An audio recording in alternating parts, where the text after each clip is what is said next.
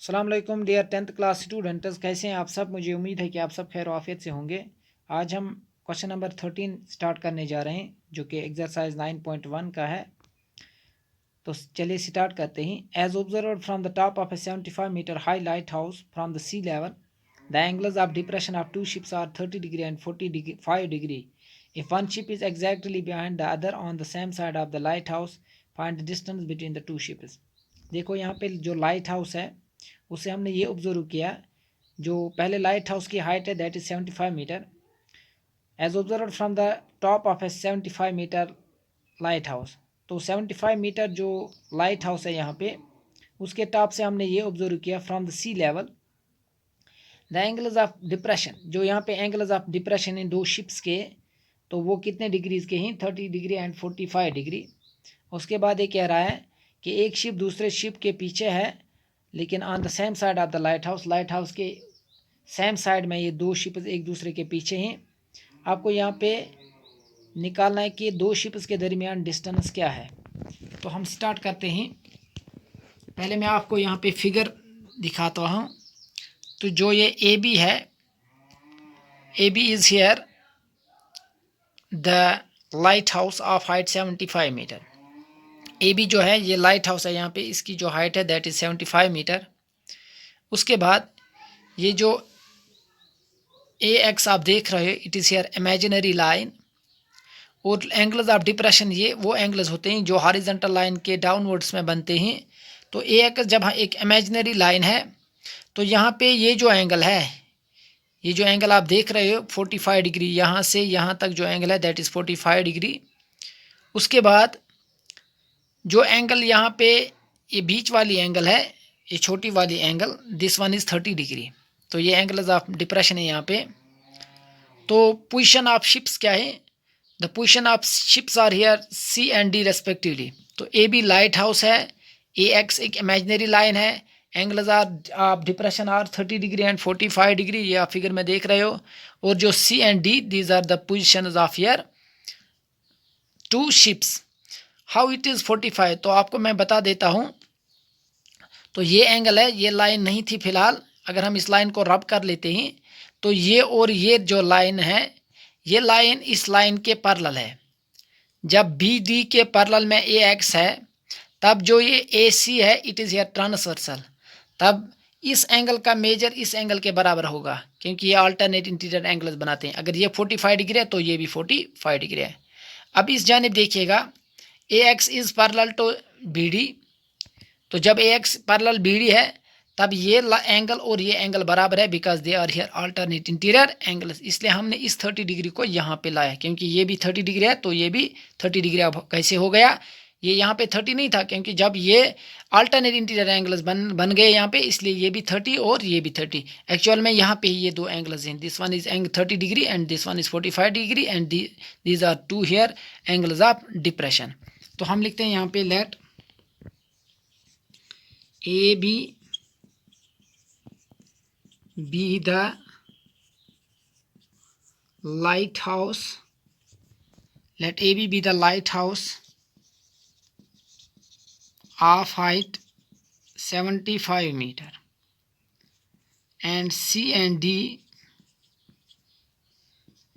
be the position of two ships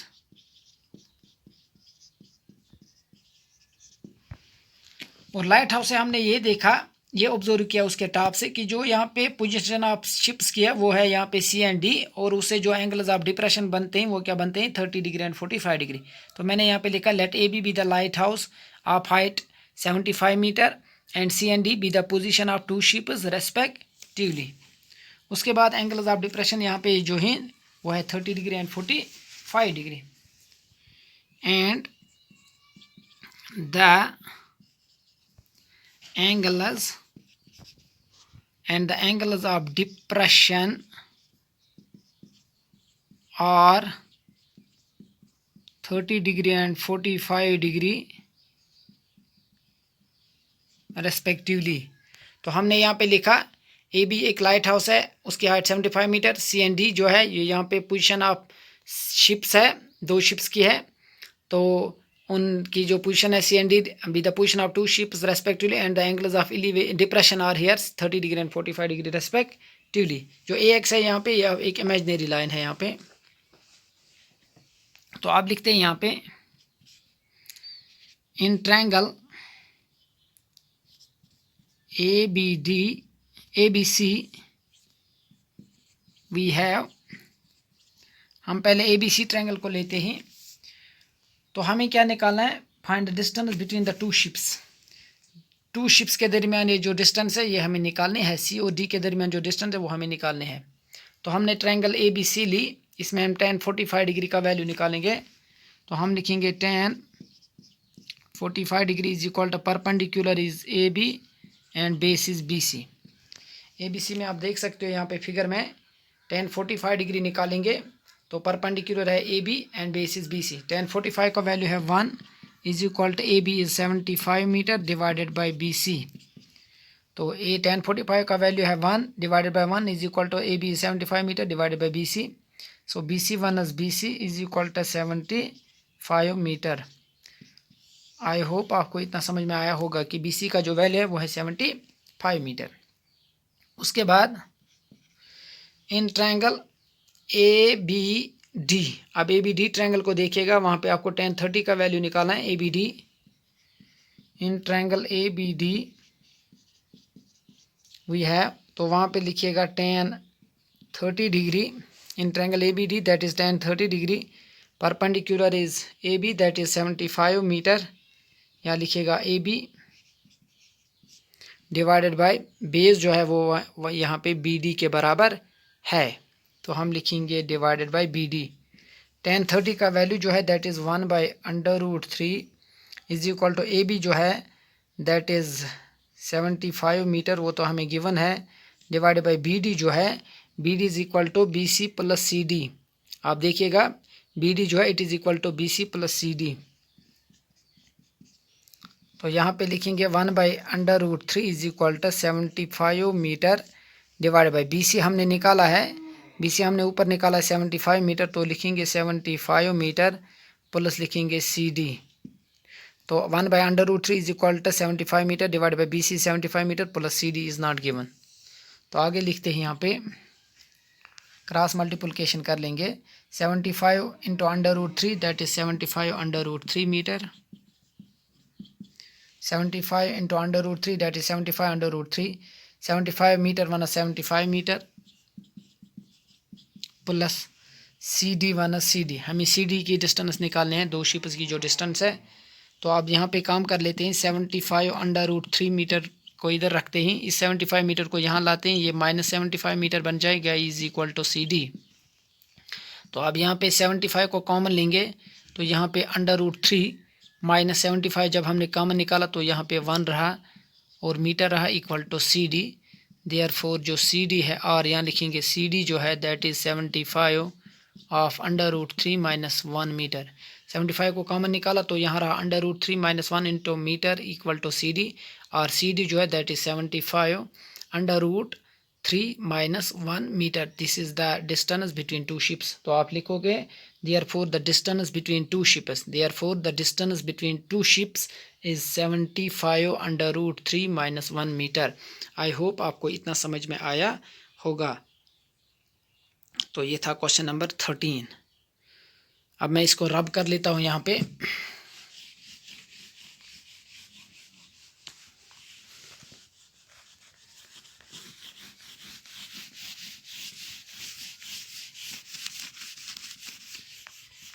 अब question number 14 को लेते हैं। क्वेश्चन नंबर 14 जो है, at 1.2 metre tall girl 1.2 metre tall girl spots a balloon moving with the wind in a horizontal line at a height of 82.2 meter from the ground. The angle of elevation of the balloon from the eyes of the girl at any instant is 60 degree. After some time, the angle of elevation reduces to 30 degree. See figure number 9.13. Find the distance traveled by the balloon during the interval. आपको यहाँ पे balloon की distance निकालनी है। 1.2 metre tall girl supports a balloon. यहाँ पे 1.2 metre tall girl is here observer supports a balloon. ये एक बैलून को एक जगह पे फिक्स करती है. Moving with the wind. लेकिन ये अब यहाँ पे मूव कर रहा है ये बैलून किससे? विंड की वजह से. इन ए हॉरिजेंटल लाइन. लेकिन किस हॉरिजेंटल लाइन में अब ये मूव कर रहा है? In a horizontal line at a height of 82.2 metre from the ground. Ground से आप 88.2 मीटर मूव कर रहा है. तो 88.2 मीटर जो यहाँ पे इट इज़ हाइट हियर. उसके बाद ये कह रहा है the angle of elevation of the balloon from the eyes of the girl. जो एंगल ऑफ एलिवेशन है गर्ल की आइज से लेकर is here 60 degree. After some time this angle, कुछ देर के बाद ये एंगल डिक्रीज हो गई तो ये 30 डिग्री बन गई. आपको यहाँ पे डिस्टेंस निकालने है कि ट्रैवलर बाय द बैलून कि बैलून ने कितनी डिस्टेंस कवर कर ली इस पूरे इंटरवल में, इस पूरे टाइम में कितनी डिस्टेंस कवर कर ली.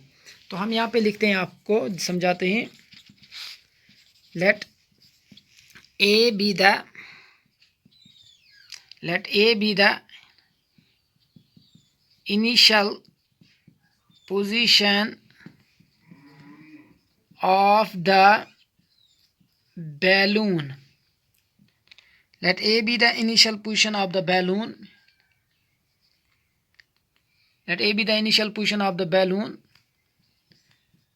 and it changes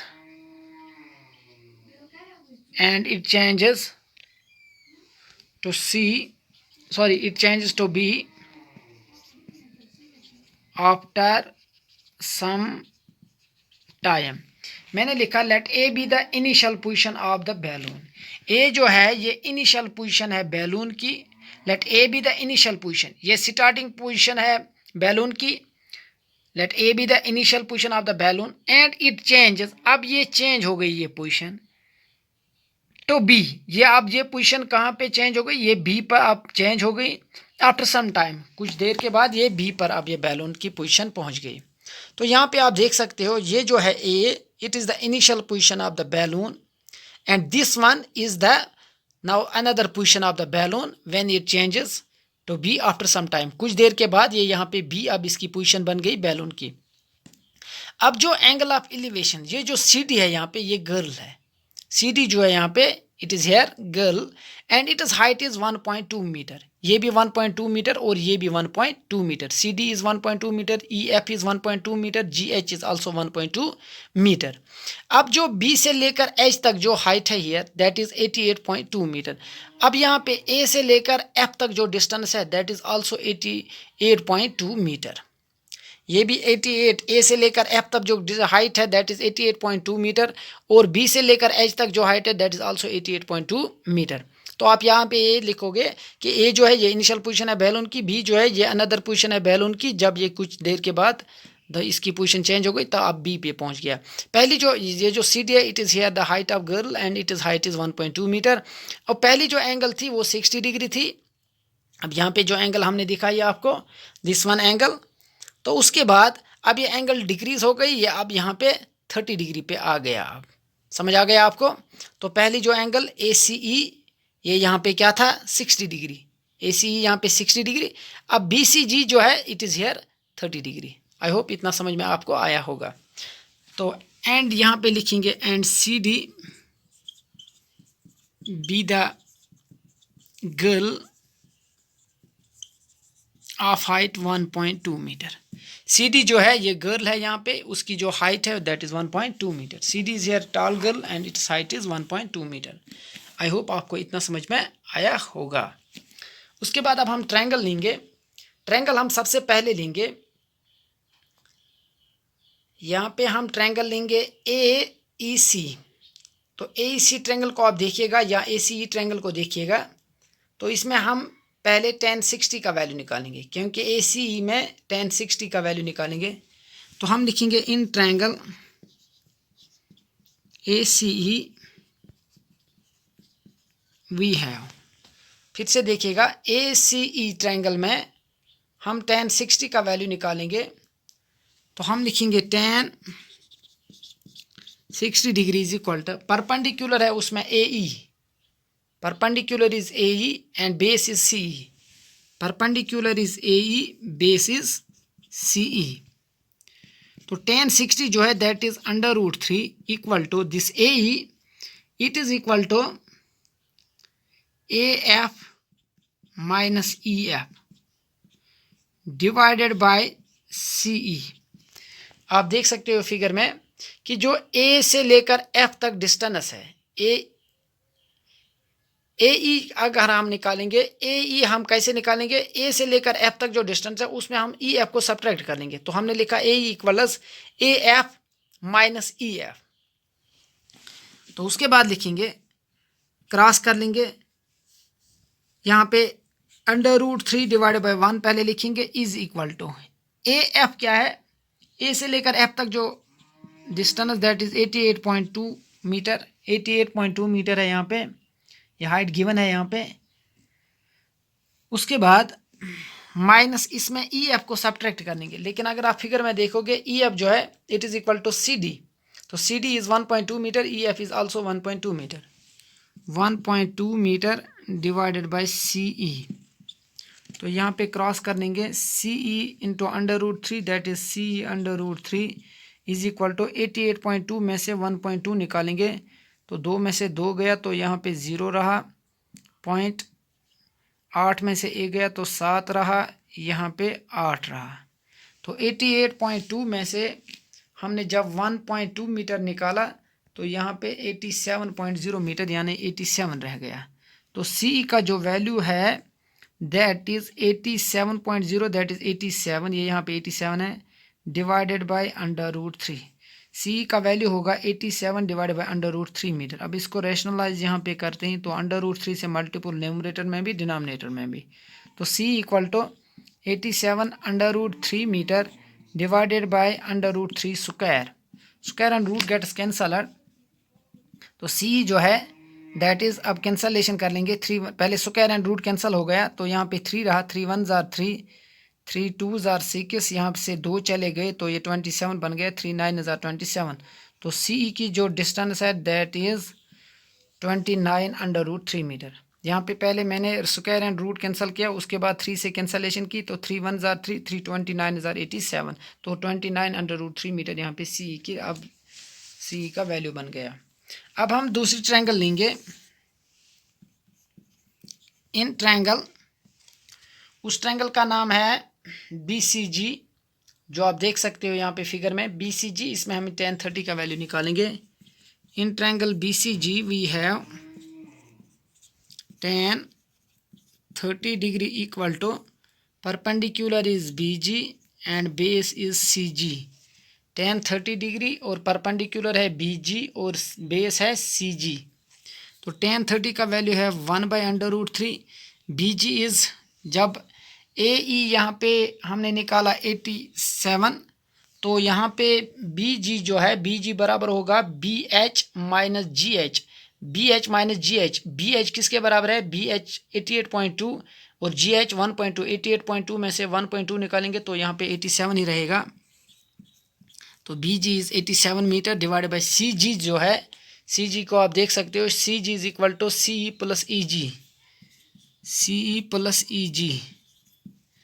तो 1/√3 equal to 87 metre divided by CE जो है ये हमने इधर निकाला 29 √3 मीटर, 29 √3 मीटर प्लस हो गया EG।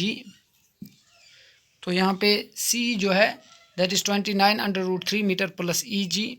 तो आप क्रॉस कर लेंगे, 87 √3 one 87 √3 metre,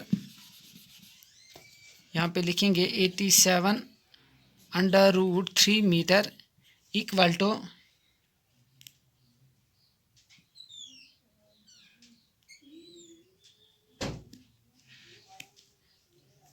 equal to 29 √3 metre plus EG। तो अब हम लिखेंगे 87 √3 metre and 87 √3 metre equal to 29 √3 metre plus EG। अब 87 √3 मीटर ये प्लस 29 इधर आ जाएगा, ये माइनस 29 √3 मीटर बन जाएगा इज इक्वल टू EG। तो यहाँ पे 87 √3 इसमें 29 √3 सब्ट्रैक्ट करने के तो 7 में से ये 17 है, यहाँ पे 17 में से 9 गए 8 रहे यहाँ पे अब क्या रहा, 7, 7 में से 2 गए तो 5 रहे, 58√3 metre equal to EG। EG जो है, EG इज इक्वल टू, क्योंकि EG जो है that is equal to CG minus, ये यहाँ पे C है, EG is equal to, EG जो है that is equal to CG minus CE, CG minus CE। तो CG किसके बराबर था, CG जो है वो CE प्लस EG है। तो ये हमने निकाला E से लेकर जो G तक डिस्टेंस है, हमें क्या निकालना था, find the distance travelled by the balloon during the interval. यहाँ पे जो बैलून की पोजीशन वो A से लेकर B तक है, तो अब यहाँ पे ये AE से लेकर G तक है। तो अब यहाँ पे लिखेंगे therefore EG is equal to 58√3 metre. जो बैलून ने टोटल डिस्टेंस कवर कर ली वो है 58√3 मीटर। आई होप आपको इतना समझ में आया होगा। आज के लिए इतना ही काफ़ी है, दीजिए इजाज़त।